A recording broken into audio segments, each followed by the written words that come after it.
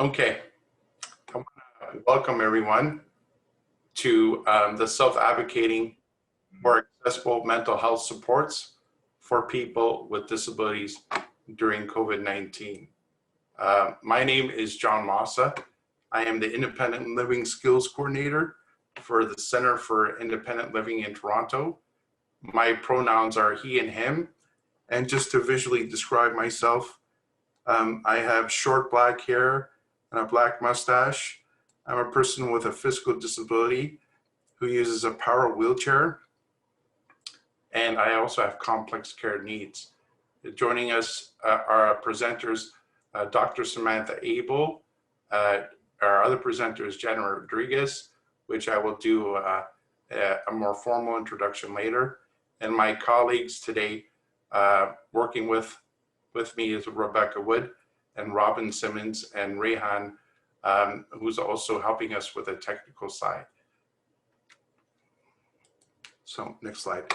So even though this workshop is happening virtually, CILT would like to begin by acknowledging that the land on which we gather is the territory of the Haudenosaunee, and most recently, the territory of the Mississaugas of the Credit First Nation.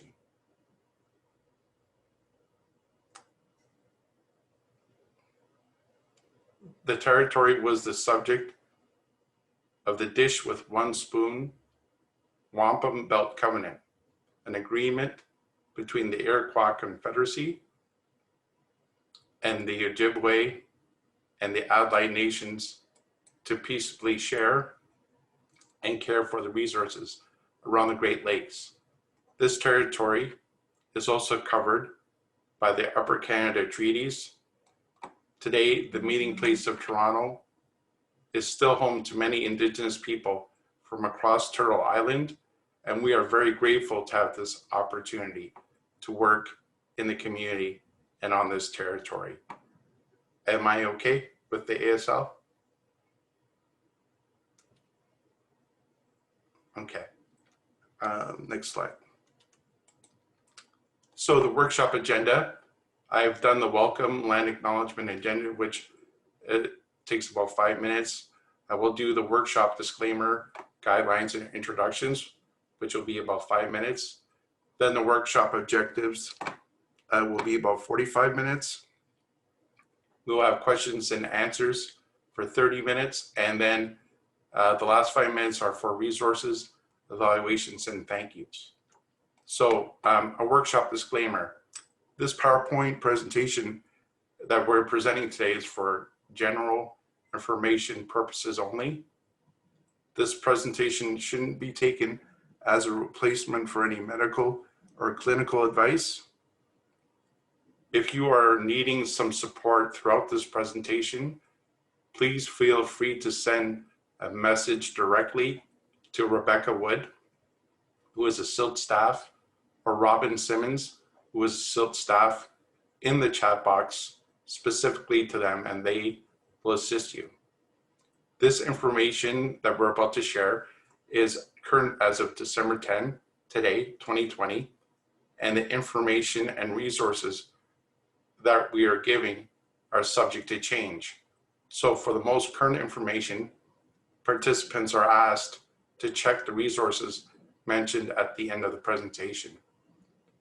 Also, this presentation is the property of the Center for Independent Living in Toronto, or CILT for short, and neither whole or part of this presentation is to be circulated without the express consent of CILT, and you can contact me, John Massa, at 416-599-2458, extension 238, to get consent to circulate it.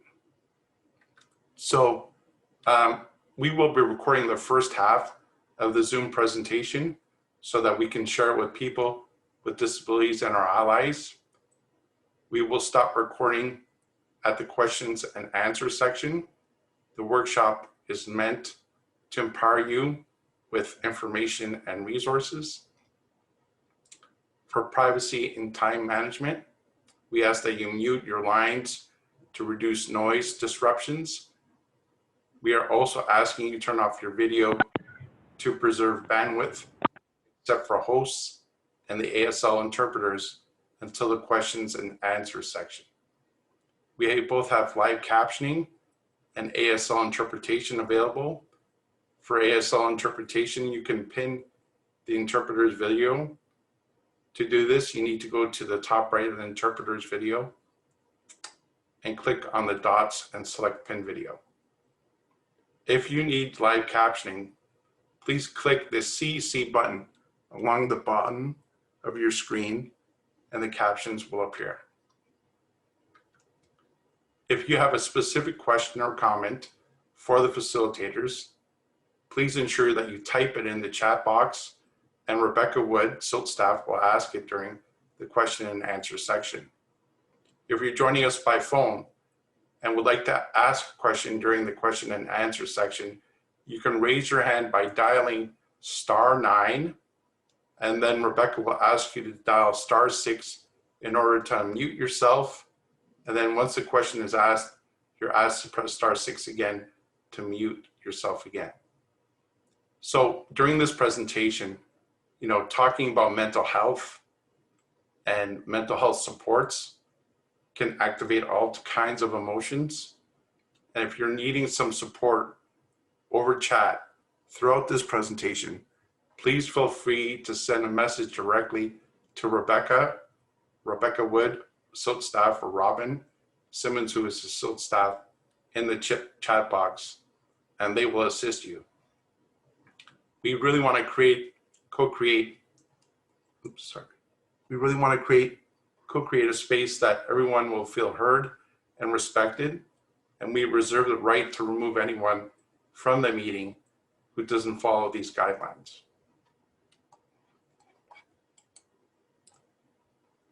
So a little bit about us.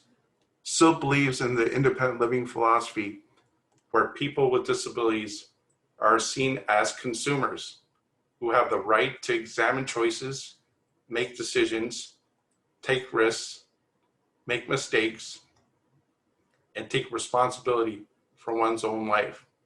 CILT is rooted in the Nothing About Us, Without Us disability rights movement. We are a community-based resource center run by people with disabilities for people with disabilities. And we work toward building society where people with disabilities have social and economic equity. Some of our core programs are information and referral and a volunteer program. Rebecca's program is peer support and parenting with a disability network.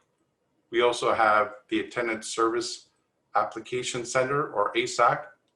We have the direct funding program, and we have my program, which is the independent living skills training and community engagement program. Am I okay with the ASL? Excellent. Some brief introductions about our presenters today. Dr. Samantha Abel is a PhD, RSW, social worker from Flemington Health Center. Dr. Sam Abel is a social worker, an artist, and occasionally an academic. Her social work practice focuses on mental health, gender-based violence, refugee settlement, disability advocacy, and body positivity.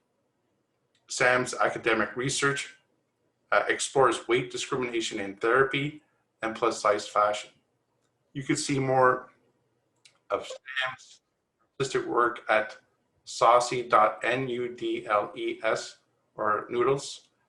And our next speaker is Janet Rodriguez, who is a lived experience advisor, a health mentor for interprofessional education. Janet is a translator by trade, an experienced trainer, a pain survivor, and an accessibility advocate. She identifies as a racialized disabled woman of color.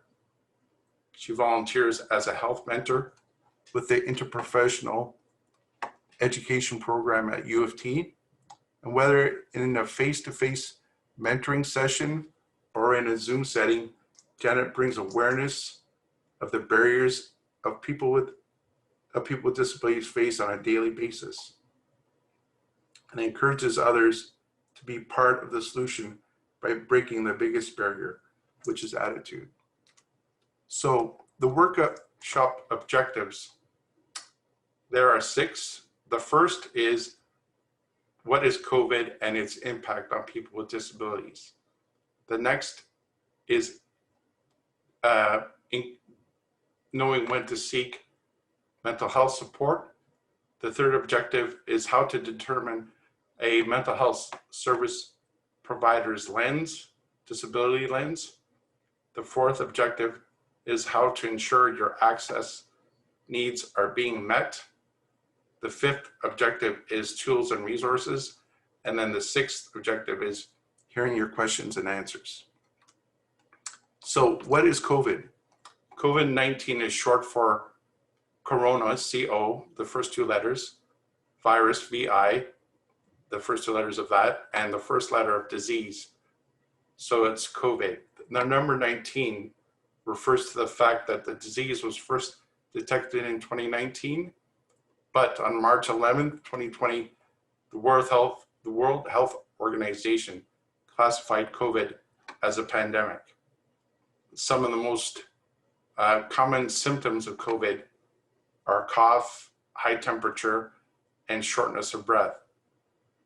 While COVID can make anyone sick, some Canadians with specific health circumstances are at increased risk of more severe outcomes, including, and most likely, people with disabilities and seniors, people age 65 and over, with compromised immune systems, or with underlying medical conditions.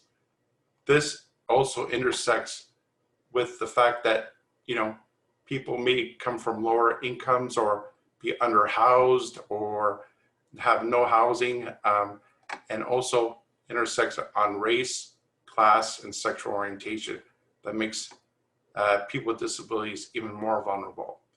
For this presentation, we will be referring to COVID-19 as COVID-19. So some of the impacts during COVID-19, the use of the medical model has grown in the healthcare system, with people with disabilities being increasingly treated as sick or as objects of health intervention or deprioritization. A good example of this is the current triage protocol, where it may actually not provide ventilators for people with disabilities in case if there's a surge in hospitalizations, and they have to ration out ventilators. So that is an example of us being deprioritized. Or sometimes we're seen as a burden to ourselves and family and even society. So we're really seeing an erosion of the independent living philosophy under COVID. COVID has also increased social and economic inequalities for people with disabilities, seniors, and other marginalized groups.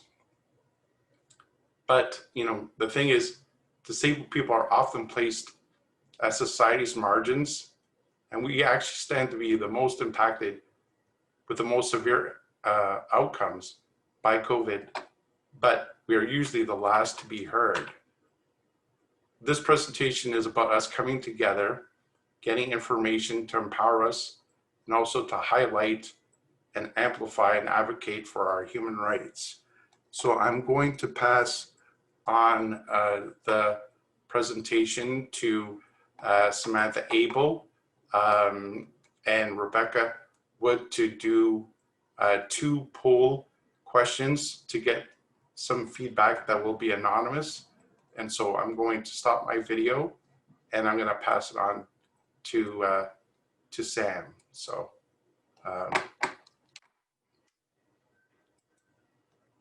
and if you unmute yourself, Sam. Thanks, John. Hi, everybody.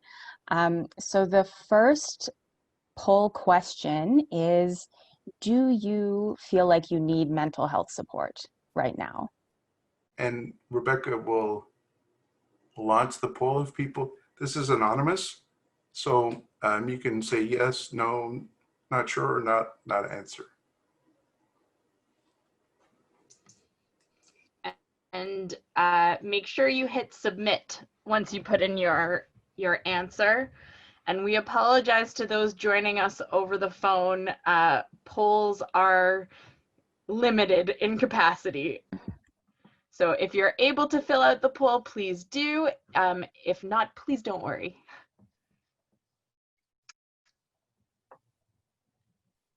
And I'm gonna close the poll in 5, 4, 3, 2, 1. You can share the results.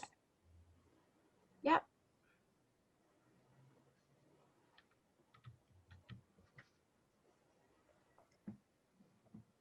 Okay. So we can see here that the majority of people said yes, but it was sort of an even split between yes, no, and not sure. So hopefully today, for the people that are not sure, we will be able to give you some information that will help you kind of see where you're at in terms of your own mental health. And the second question is, are you having difficulty accessing mental health support that uses a disability lens?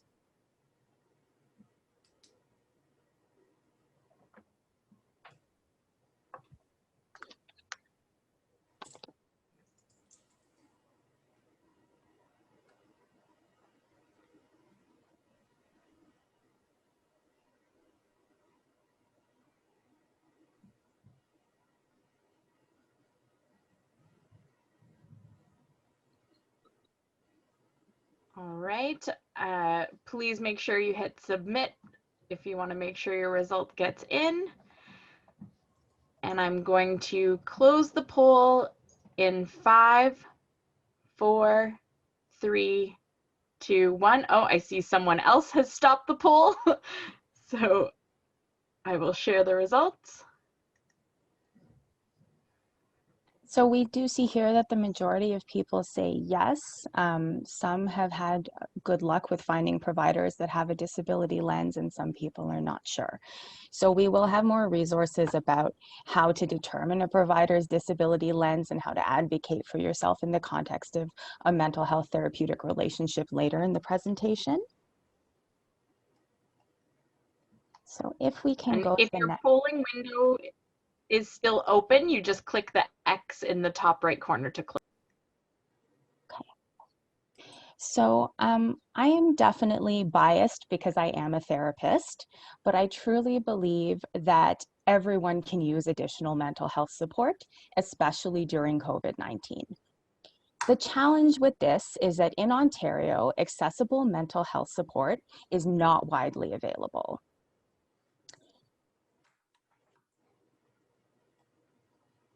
And I mean accessible in all senses of that word. So financially, physically, attitudinally, and linguistically.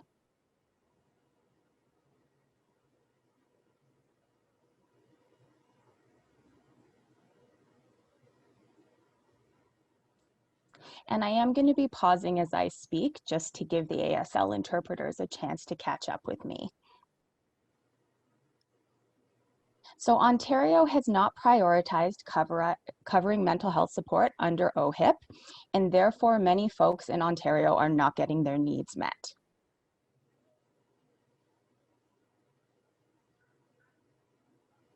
And we'll be discussing some strategies and resources around this later in the presentation. I'm going to go over some general signs that might suggest that it's time to seek mental health support. These signs can be something that you are familiar with or something that you're experiencing for the first time.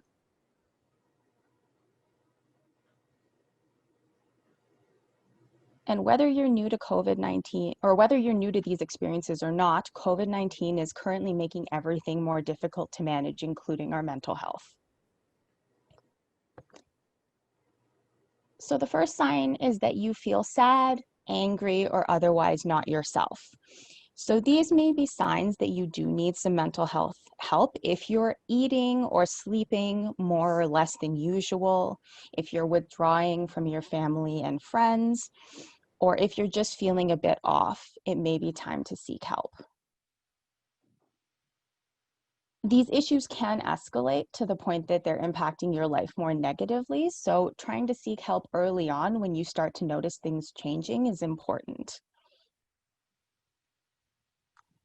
If you are feeling that you're questioning whether life is worth living or you have thoughts of death or suicide, you should reach out for help right away, and we have resources for that at the end of the presentation.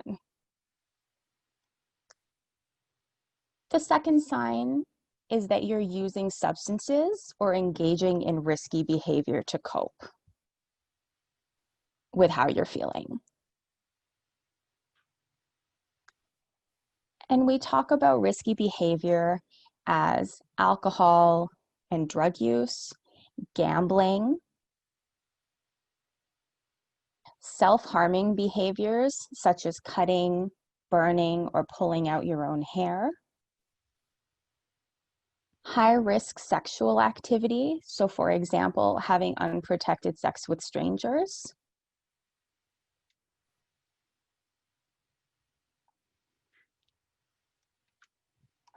and if we can just go back to the previous slide, when you turn to these behaviors outside of yourself, you may need some help developing positive coping skills that don't impact your life negatively. So if you feel unable to control any of these behaviors, or you can't stop even though you're seeing negative consequences in your life, it might be time to reach out to a mental health professional.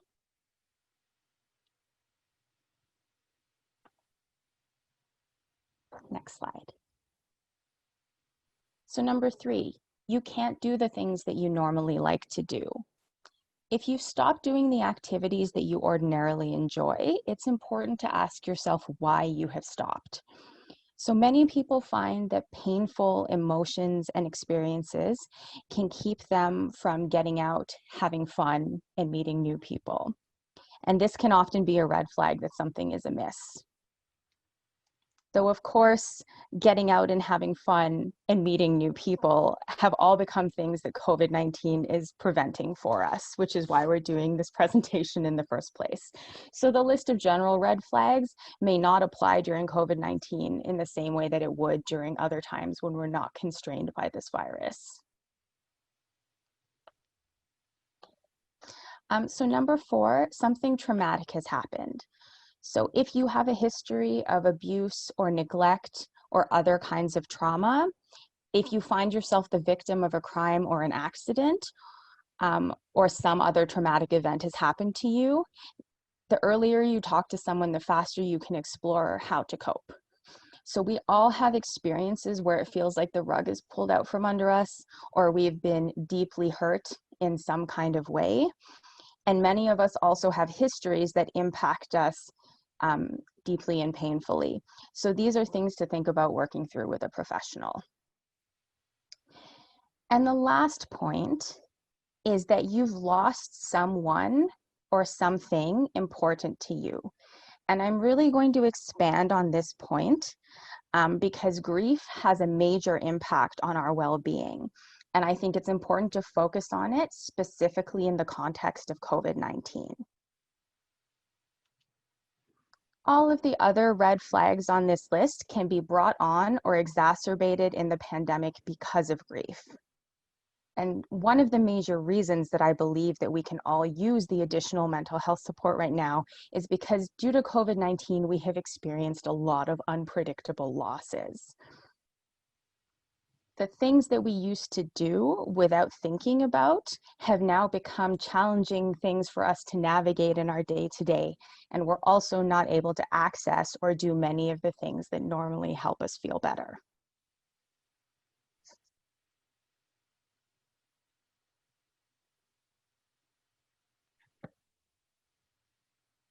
So what is grief? Grief is our body's involuntary response to loss. And we talk about loss as the severing of an attachment. So you've lost something that you were attached to. And this is very normal. We will all experience grief at some point in our life. Grief is not a feeling.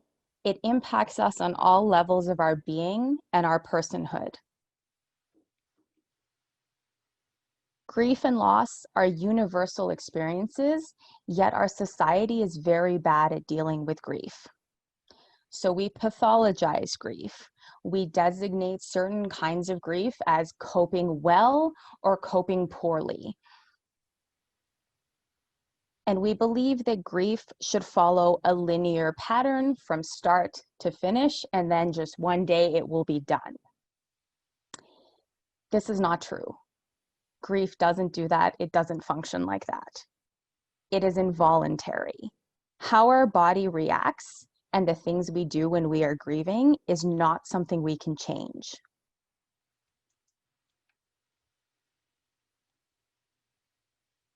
So nobody chooses their grief response, whether it manifests physically, emotionally, cognitively, socially, or existentially. And I've listed some things here on the slide. So if your grief is manifesting physically, you may be feeling pain, fatigue, or nausea.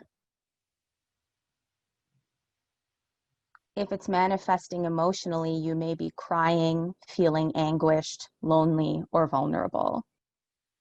If it's manifesting cognitively, you may have difficulty concentrating or trouble making decisions. And if it's manifesting socially, your impacts with the other people in your life are going to be changed. And finally, grief impacts us existentially. And so that means that grief can shatter the assumptions that we hold about the world. And I think COVID, the assumptions that we hold about the world, our lives, and what we expect to happen, both currently and in the future.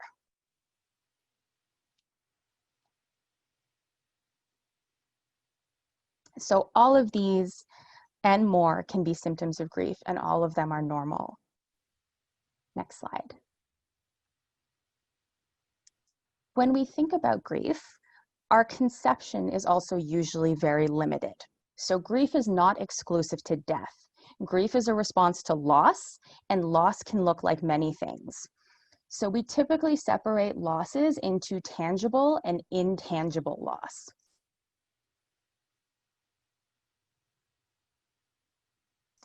And so a tangible loss is something or someone I had in my life is now gone. So for example, the death of a loved one, the loss of a favorite item, losing a job.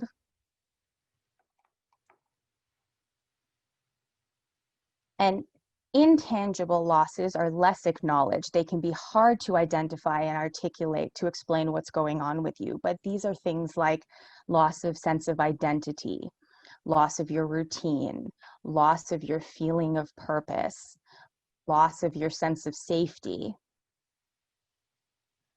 Loss of mobility can be hard to explain when it's happening to your body.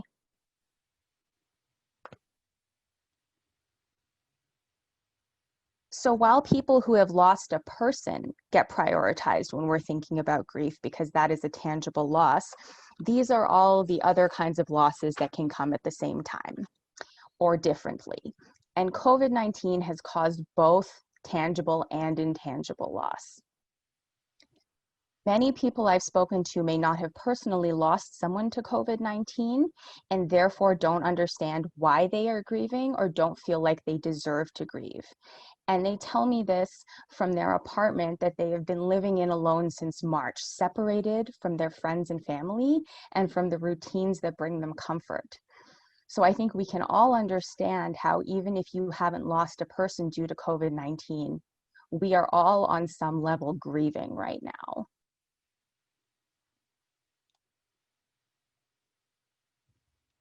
And next slide. So I just want to acknowledge that none of us are okay right now, and it is okay to not be okay. All of us are impacted by a global catastrophe. But I do think that there are some things we can do to try and make ourselves feel even a little bit better. So I think one of the ways that we build our resilience is to strengthen our muscle that allows us to say there's suffering, but there's not only suffering. So when we spend the majority of our time focused on the negative, it becomes easier and easier for our brain to return to this thinking. They're testing the fire alarm in my building. I really apologize.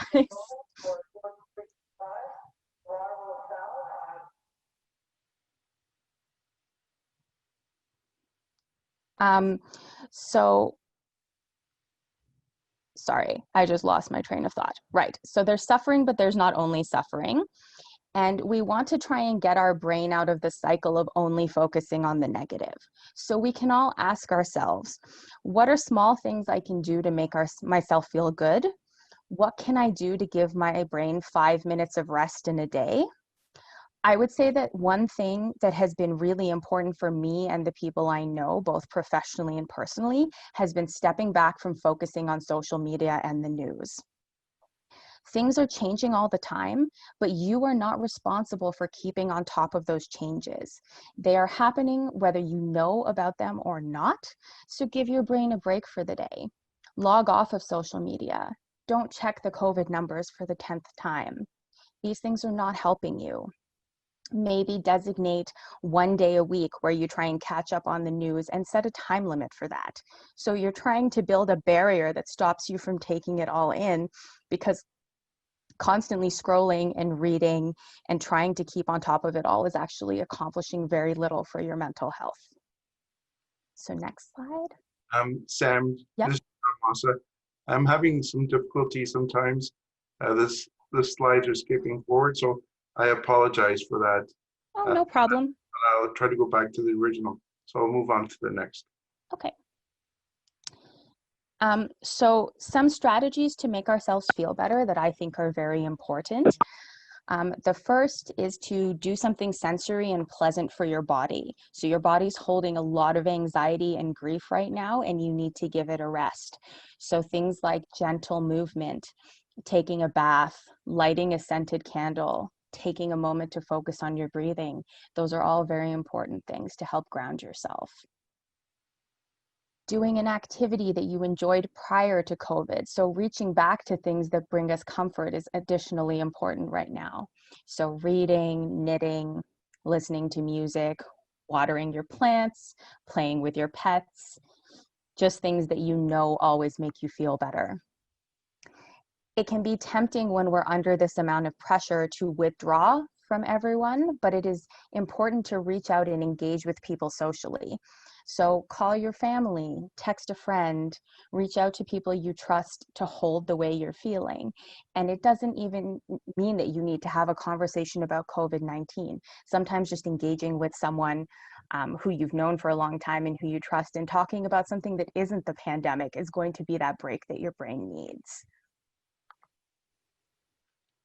And the last one is to build trust and allyship with yourself. So we need to learn to be our own ally and trust ourselves about what our needs are. You know what works and what doesn't. So you can set your limits during this time and not apologize for them or for your needs. Be intentional about who or what you're letting into your life right now, and don't take on too much, because we are all functioning in a limited capacity right now.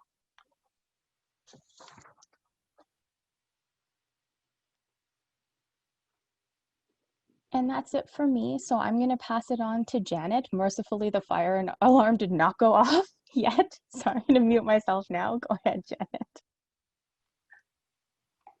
Yes, that was perfect timing.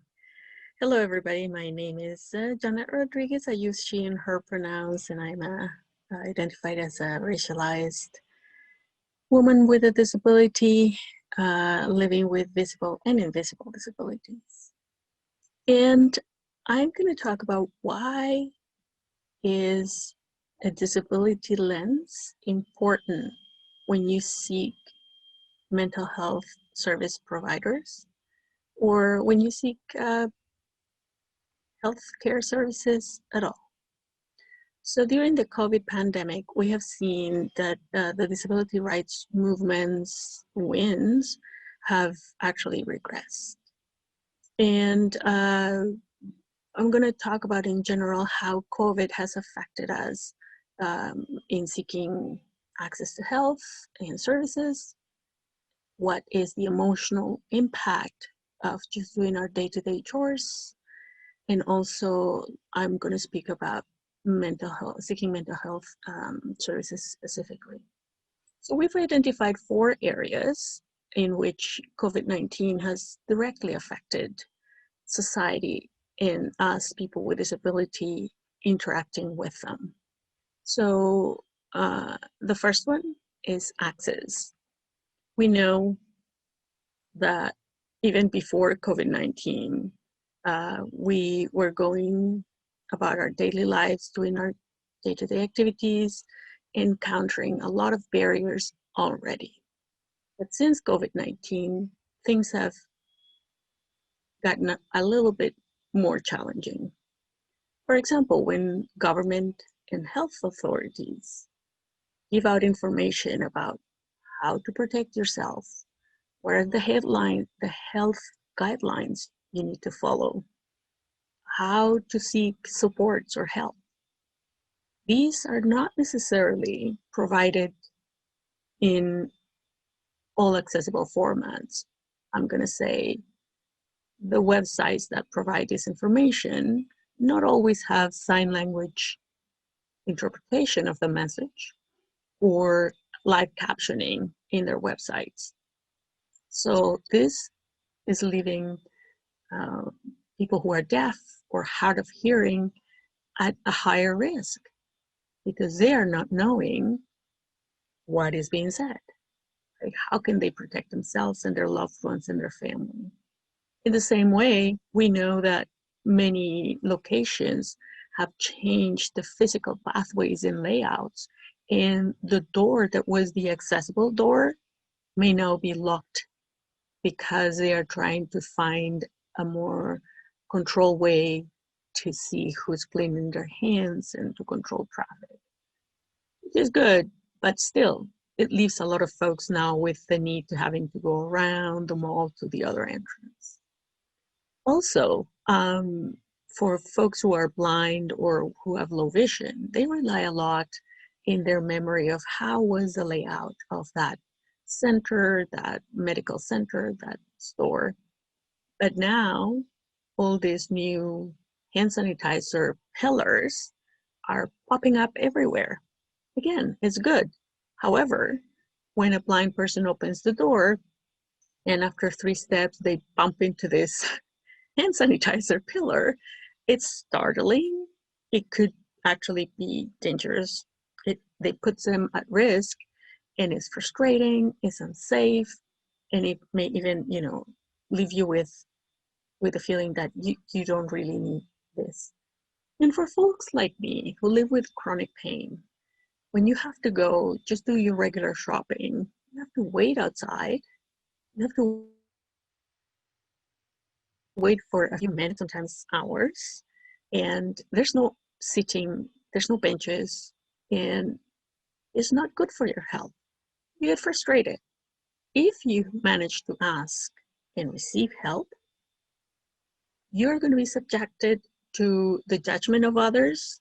They say, hey, you don't look disabled, and I'm making air quotes.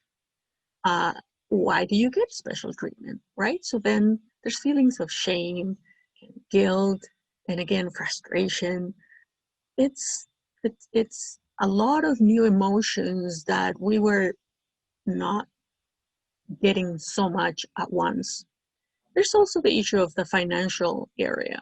Folks who live on a limited income rely on trying to stretch their budget, going to the grocery store and maybe get the on sale produce, the products that you have to consume today. But now, if you are avoiding the crowds because of your healthcare condition or for all the new barriers opening up every day, then maybe you'll have to buy things online at full price. That is going to directly hit your finances. And if you are trying to access the benefits, financial benefits, or your disability benefits, there's new barriers, there's more layers. To access the medical documents, to apply for the benefits, you have to see a medical practitioner. But now they don't see you. You can only talk to them on the phone or online, and they send you the form in a digital format. And if you have the software to fill it out, good for you. If not, that's another trip to the store to print it out, go home, fill it out, go back to the store and fax it. So as you can see, there's 1, 2, 3 days that can actually mean weeks of delay for you to get your benefits. The third point is about social isolation and exclusion. And this one really has affects not just the persons with disabilities, but their families. Think of the folks who are hard of hearing and are trying to communicate with the providers who now have a mask and a shield. It's difficult to hear what the person's saying. If folks are deaf and know how to lip read, now the mandatory use of a mask makes that impossible. Information is not provided in plain language. So people with intellectual disabilities don't fully understand physically distancing and why do they need to do that. They also don't understand why the visits are restricted, right? Why can they not hug their loved ones? This is really, it's bringing confusion, it's bringing sadness and fear. The last point that I want to talk about is barriers on health and wellness. As a person who receives PSW support, personal support worker, you have to think this individual has been into other people's homes and I don't know, but I need the service, but the fear is always there, like, if she sneezes, I'm going like, okay, it's a COVID, right? So then you're in constant stress and fear. For folks who have developmental disabilities, for example, they used to go to find health and wellness in the day programs. They found community, they would do arts and crafts and they would move. All of that has been closed. And the same goes for some therapies like massage therapy or physical disability. Again, this higher risk of infection brings fear, brings stress and frustration. So going back now, this is all of what I just said is in general. So how is this going to affect us people with disabilities when you're seeking a mental health service provider? First of all, we need to acknowledge that when you are accessing free services, you may not be able to choose which provider you get. So you have to do a little bit of homework. We also want to acknowledge that disabled people in the past have been harmed by the medical system. So while we're supporting and suggesting a few tools that you can use, this is not necessarily an endorsement that you go and submit to the medical system. Remember that you have agency, you have control, and you can choose. You can set boundaries. And when you see this mental health service provider, you tell them, hello, I'm here to talk about how my finances or my loss of job has affected my emotional health. I'm not here to talk about the fact that I'm using a wheelchair or the fact that I'm blind. So you set the boundaries. So then the conversation happens according to what you need to discuss. Also, very important, ask them, how are you willing to receive feedback, right? Because sometimes in the process of visits, treatment, and therapy, they may do something, the provider may do or say something that triggers you. And usually we just withdraw and say, I'm not seeing this person anymore, but you do need the support. So just ask them, right? Hey, every time you talk about my pain, you say you suffer from pain. I don't suffer. I live with chronic pain. So just find out how you can be heard, how you are empowered to provide that. We can move to the next slide. So how to determine a provider's disability lens. Unfortunately, there's no exam, there's no test, but there's a few indicators that may give you an idea. First of all, if they include a social justice framework, and in a nutshell, social justice framework refers to the fact that there's awareness of people's identities as Black, Indigenous, person of color, or that they may they may identify in they have a different gender identity within the LGBTQ spectrum. And they may embrace the independent philosophy principles, which John spoke at the beginning: living with dignity, participate in all aspects of life, and control and make your own decision. In a nutshell, nothing about us without us. Next slide, please. So the disability lens may include a lot of things. I'm going to give you a few. One, a definition of disability. A lot of people see a person with physical disabilities, let's say using a wheelchair, and they immediately say disability. But there's a lot of us who have invisible disabilities, have episodic disabilities, or just plainly do not identify as disabled. I have a lot of deaf friends who don't necessarily identify as disabled. Full citizenship. Does this provider sees you as an individual who embodies and exercises all their citizenship rights? We talked about this already. Intersectionality. When I see a provider, I just don't go because I have pain. I hope they also see that I'm a woman, that I'm a person of color. And social inclusion. Social inclusion means when you see the person as a whole, when the social determinants of health are also considered. They don't just say, oh, you're stressed, here's a medication. They say, oh, you're stressed, why are you stressed? What is the situation? Did you lose a loved one? Can you not get food? Like, what is outside of my body? What is the experience that is actually distressing me? And that is when you see the whole person, when you consider the individual, the issue that they are facing emotionally, but they look at the root causes and try to support you at that level as well. I think we have one more slide. Okay, so these are a few questions in a very simple way, and you can ask yourself, if you're going to see a new provider that has been chosen by you because it's free, so you can ask, have you ever worked with people with disabilities?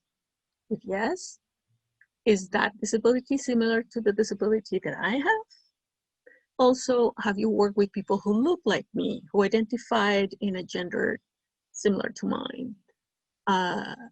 And how do they identify disability? Is it a charitable type of work? They're doing this for free because they feel so sorry for you, or actually because they believe in the independent living model and they want to empower you and support you as a whole person? This is important to me.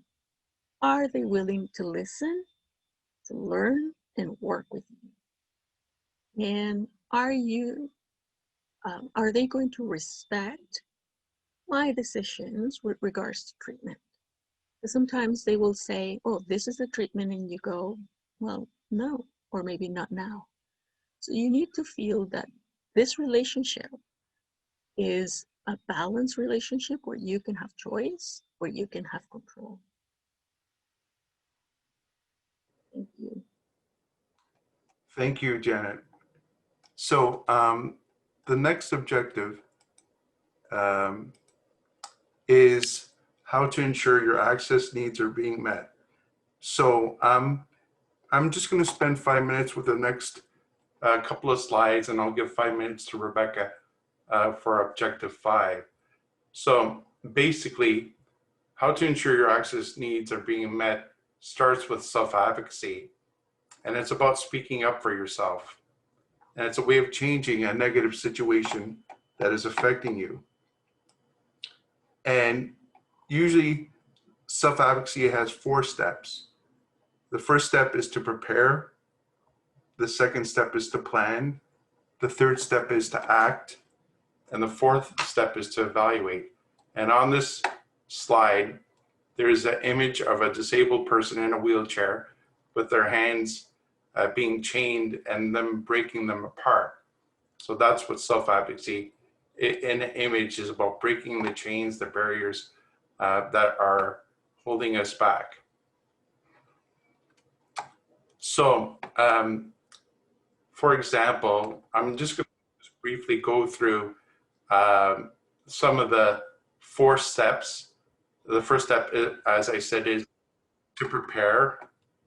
When you are seeking a mental health service provider and you have access accommodation need, it's important to prioritize your issues and gather information on where you can try to work with your mental health service provider so that together you can accommodate them, and also to identify what help you're seeking. So that's, preparing to first try to make contact with a mental health service provider. The second is to plan. It's important to choose the best solutions when you're trying to get mental health assistance. And, for example, you can, because of COVID, we are basically home-based, and there are very successful technologies, either a phone or apps through internet that can try to help, with the process of trying to get a mental health provider. And the third step is act, and it's about advocating assertively. And as mentioned before by Janet and as Sam, an example of this would be setting boundaries. This is me, this is my body, this is what I want to talk about and what I don't want to talk about. These are just some brief examples. And the fourth step is evaluate. It's important to evaluate this whole process that you're going through and ask, once you've started to get therapy, have there been any positive changes? Or at the end of a session with your mental health service provider, did you get your needs met? And are you able to provide feedback?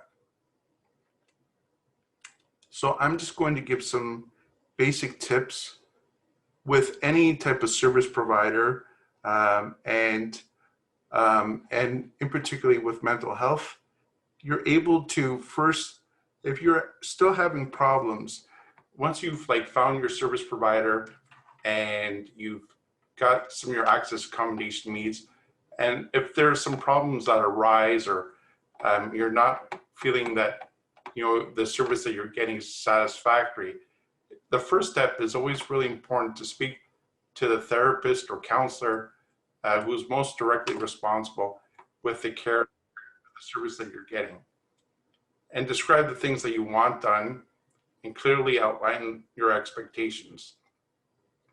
And it's important to allow some time for the person to correct their problem. So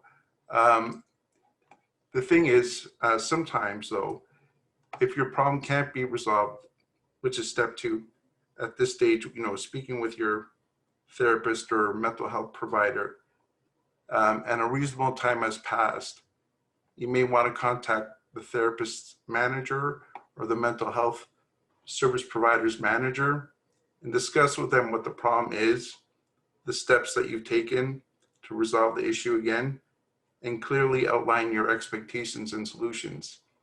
You also may want to find out the organization's complaint and appeals policy to lay a complaint.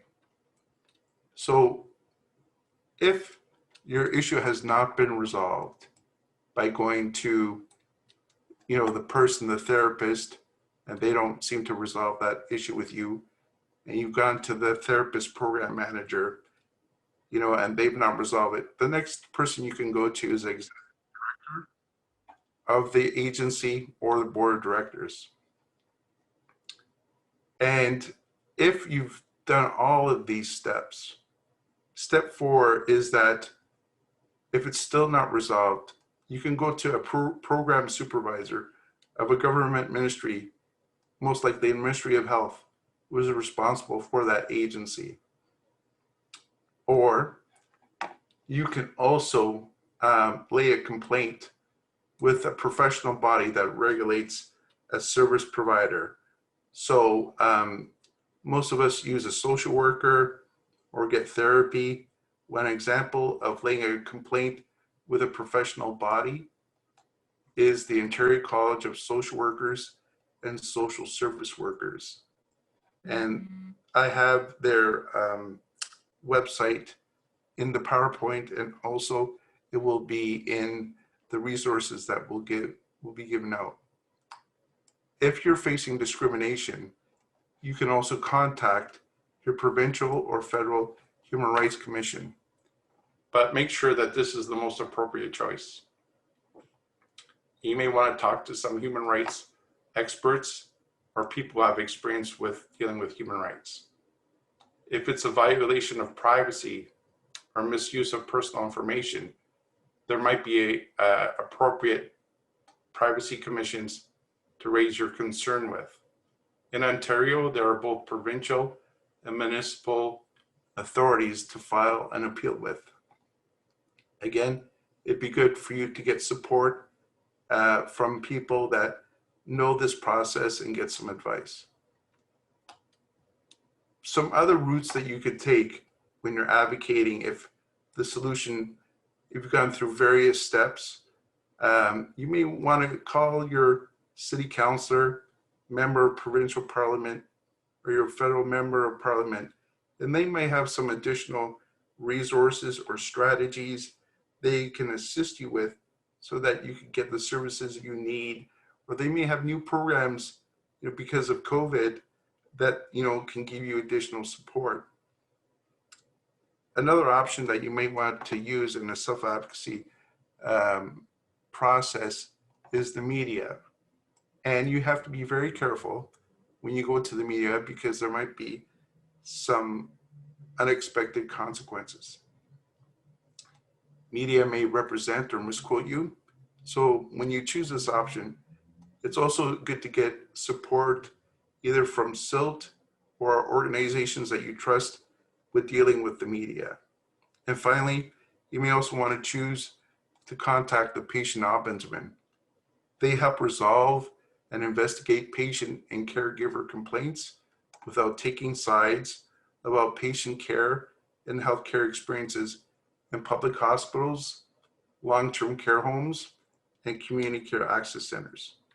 So after the workshop, I will be also sending everyone some basic self-advocacy tools.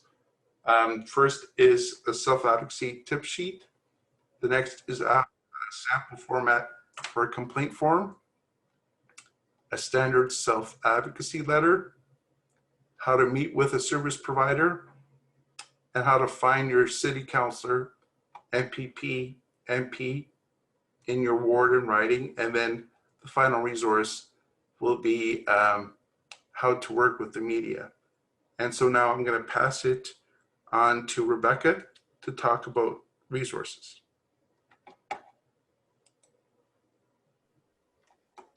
Hi, everyone. I just, as John was speaking and we're about to talk about resources, I just wanted to acknowledge You know, it is such a challenge to access resources when you're experiencing depression or feeling grief or exhausted from trying to, you know, maintain everyday life while managing mental health. And so this resource document, I was saying, you know, considering how hard it is to get mental health support, there sure are an abundance of resources. And I think right now with COVID-19, a lot of supports have shifted to online and over the phone. So you'll be getting a copy of this resource document that includes distress and crisis lines, non-crisis peer support, text and online support, information and referral lines, low cost and no cost and OHIP covered options, free self-directed mental health support, disability specific peer support, how to find a private therapist, and then some additional resource lists. And you can move forward, John, when you're ready. So crisis and distress lines can be accessed by phone. Some in the list are there by text, and they operate 24 hours a day, 7 days a week. And they're there for when you're having overwhelming thoughts and need immediate support. And I want to encourage you all to take a look at the list in a calm moment, because if you're in a state where things feel stressful or overwhelming, trying to navigate which one will be the best phone number to call might be a challenge. And this might be something that you can take a look and program the number into your phone, write it on a piece of paper and post it in your fridge. This is even something you could share if there's friends or family that you often call if you're feeling distressed. You could let them know what distress numbers you might feel comfortable with. So just an example of what you'll see in the document, some distress numbers are for specific populations. So the example here is the Anishinaabe 24/7 Mental Health Crisis Management Service. And in the document, I've included a website if there is one, the phone number, and a clarification of who it's for. So take a look when you feel able to and note it down. If you feel, if you are beyond overwhelming thoughts and you feel like you are at risk of harming yourself or harming others, calling 911 is a great idea. We've also included the Gerstein Crisis Center line that has a mobile distress unit that will come out to support you. And we know that we have to think about safety in an intersectional way, and that calling 911 may not be the best option, especially for Black, Indigenous, and people of color. So you may want to call a crisis line.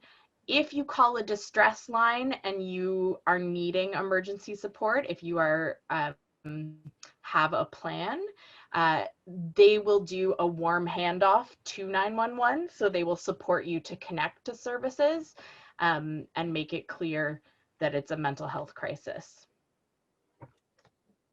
And you can keep going, Jen.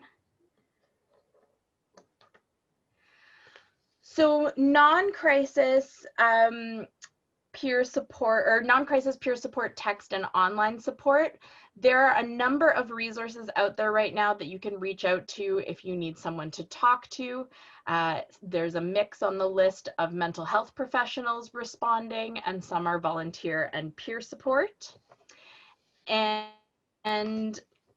you can go ahead. You can keep going, John. Yeah.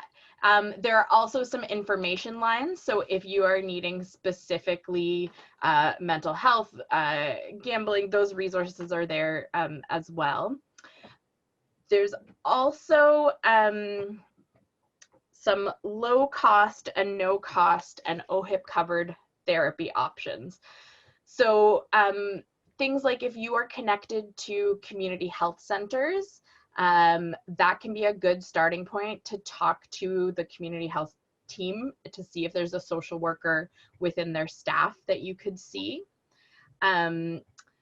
There's also, if you're connected to a specialist department at a hospital, for example, I'm connected to the MS clinic, and within that clinic, there's a social worker on the team. So you can request through your specialists if you'd like to see if you can connect to a social worker.